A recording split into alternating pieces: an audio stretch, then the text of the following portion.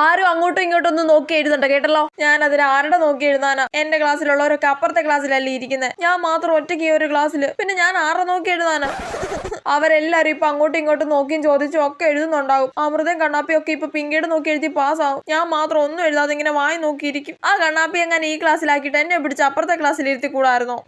സിലബസിന് പുറത്തുനിന്നുള്ള ക്വസ്റ്റ്യൻ ഉണ്ടോന്ന് പോലും എനിക്ക് ക്വസ്റ്റ്യൻ പേപ്പർ നോക്കിയിട്ട് മനസ്സിലാവുന്നില്ലേ. ആ പിങ്കി ഈ ക്ലാസ്സിലുണ്ടായിരുന്നെങ്കിൽ അതെങ്കിലും ഇപ്പൊ മനസ്സിലാക്കാൻ പറ്റിയേനെ. അയ്യോ ദേ ഇവരൊക്കെ കോപ്പി അടിച്ചെഴുതുവാ, എനിക്കിത് സഹിക്കാൻ പറ്റുന്നില്ലേ. ആരും തിരികെ മറിയുകയോ ഒന്നും വേണ്ട കേട്ടല്ലോ. ആ അതെ മിസ് പറയുന്നത് കേട്ടില്ലേ, ആരും തിരികെ മറിയോ ഒന്നും വേണ്ട. എനിക്കോ കോപ്പി അടിക്കാൻ പറ്റുന്നില്ല, അതുകൊണ്ട് നിങ്ങൾ അങ്ങനെ കോപ്പി അടിച്ച് എഴുതണ്ടോ. അല്ല പിന്നെ ഇനി എക്സാം കഴിഞ്ഞ് പുറത്തിറങ്ങുമ്പോൾ അമൃതയുടെ കണ്ണാപ്പിയുടെ ലൂസിയുടെ ഒക്കെ മോത് സന്തോഷമായിരിക്കും. അയ്യോ അതെനിക്ക് സഹിക്കാൻ പറ്റുന്നില്ലേ.